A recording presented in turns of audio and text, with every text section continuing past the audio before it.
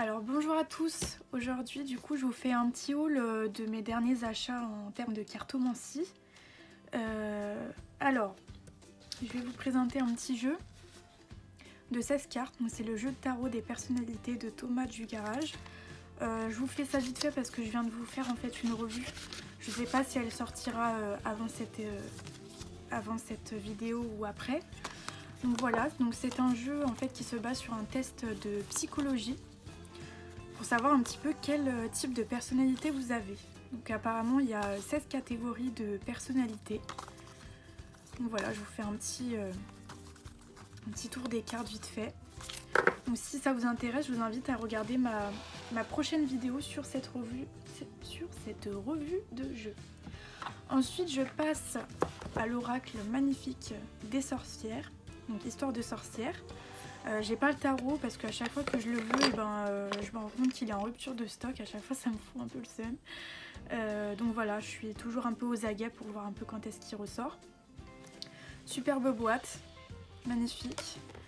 Pareil, je vous fais une revue assez rapide. Voilà, un petit bandeau, une petite illustration en fond de boîte. On a un petit livret magnifique avec du papier glacé. Super beau. Avec du coup plusieurs messages. Voilà.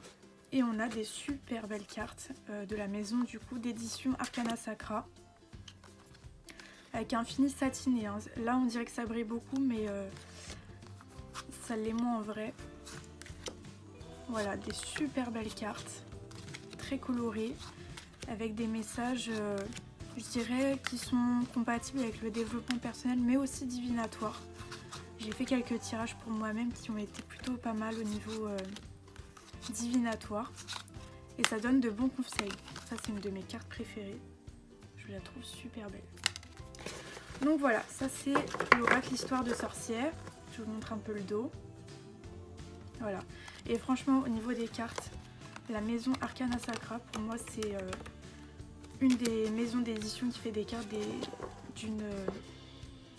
de la meilleure qualité, où j'arrive même plus à parler, c'est fin de journée. Ensuite on passe sur un... Non, je vais continuer dans les oracles. Donc pareil, de la même maison d'édition, il y a l'oracle des murmures. Là je vous montre que la petite boîte parce que la grande je l'ai rangée. Et donc on a des cartes avec un dos blanc. Pareil, je vous montre... pardon, ça bouge. Je vous montre l'illustration à l'intérieur de la boîte. Super jolie. Et donc pareil, on est sur la même qualité de carte, satinée, avec un bon cardstock. Et donc on a des illustrations avec un style aquarelle. Et là donc j'aime bien parce qu'il y a quand même une bonne quantité de thématiques, une bonne quantité de cartes. Il y en a un peu plus de... Non, il y en a 50. Il y en a 50. Et moi j'ai vraiment été appelée par les illustrations hein, parce que moi je fais beaucoup d'aquarelle et du coup... c'est vrai que j'ai trouvé ça super magnifique. Je sais pas si ça se dit. Par exemple la carte du conflit qui peut faire peur mais que je trouve super parlante. Cette carte aussi. Le choix aussi. Du coup vous pouvez voir que on peut retrouver des thématiques un peu principales de plein d'oracles différents. Hein. Donc d'oracles divinatoires, d'oracles de développement personnel. C'est vrai que j'aime bien quand les jeux peuvent faire les deux. Voilà, donc ça c'était l'oracle des murmures. Ensuite, j'ai acheté l'oracle... Oula J'ai acheté l'oracle des Kami et Yokan. Donc pareil, je vous ai fait une revue sur ma chaîne. Un peu longue, donc là je vous montre vite fait. Voilà le dos.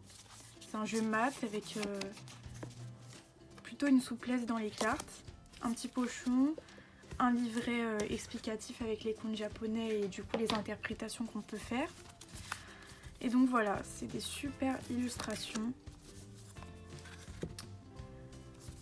avec un style japonais. Pareil, hein, je vous montre que quelques cartes parce que sinon la vidéo risque d'être longue. Et pareil, je vous mettrai en barre d'infos du coup le lien pour ma vidéo. La vidéo de revue. Voilà. Et puis donc on a, oui j'ai oublié de vous dire, pour l'oracle des murmures, il y a quand même un livret explicatif qui est assez grand d'ailleurs, avec pareil du papier glacé, avec à chaque fois des petits messages, une espèce de petite poésie, une formule sacrée, des mots-clés et du coup l'interprétation de la carte. Moi j'aime bien, je trouve que le texte se suffit à lui-même, il n'y a pas besoin de trop d'informations parfois. Voilà, et puis du coup le dernier achat que j'ai fait, donc le tarot de l'illumination vision éthérée de Matt Hughes, que je trouve sublime. Alors déjà j'aime bien le fait que ce soit une petite boîte parce que pour transporter c'est génial. On a un petit livret explicatif avec ce qu'il faut pour moi. Pour les arcanes majeures on a un petit texte avec une correspondance astrologique et du coup des mots-clés pour les cartes à l'endroit et à l'envers. Et par contre pour les mineurs on a juste les mots-clés pour à l'endroit et à l'envers. Mais pour moi étant débutante je trouve que ça suffit. Donc vous allez le voir, bon là elles sont pas dans l'ordre, mais du coup moi j'ai fait le choix de noter quelques mots-clés en fait au crayon à papier sur les cartes. Parce que étant débutante, pour moi c'était important d'avoir un jeu avec des mots-clés, et comme j'en trouvais pas qui me plaisait sur le marché, bah, je me suis dit que ce serait mon tarot avec des mots-clés. Donc voilà, avec des dorures bien sûr. J'espère que vous pouvez le voir. Ça c'est une de mes cartes préférées, je la trouve magnifique. Et j'ai fait quelques tirages et franchement il est très... ça c'est le dos. Très incisif, très parlant. Il reprend bien la base du Rider-Waite. Donc du coup pour les débutants je trouve ça assez intéressant. Et j'aime beaucoup les couleurs qui ont été utilisées. Voilà, donc un très bon tarot avec plutôt des grandes cartes et un cardstock assez rigide. Franchement des cartes de super bonne qualité. Et pour un jeu de 24,90 €, moi je trouve que ça les vaut quoi. On a des dorures, on a une bonne qualité de cartes. Pour le coup c'est un bon investissement je trouve en termes de tarot. Alors pour ceux qui se demanderaient, du coup mes pierres qui sont là, je les ai achetées dans le magasin Mineral do Brasil à Paris. C'est une vraie mine d'or pour ceux qui aiment les pierres. Il y a plein de pierres de toutes sortes, de toutes les tailles. Moi j'y suis restée 1h30 voire 2 heures la dernière fois, c'était vraiment super.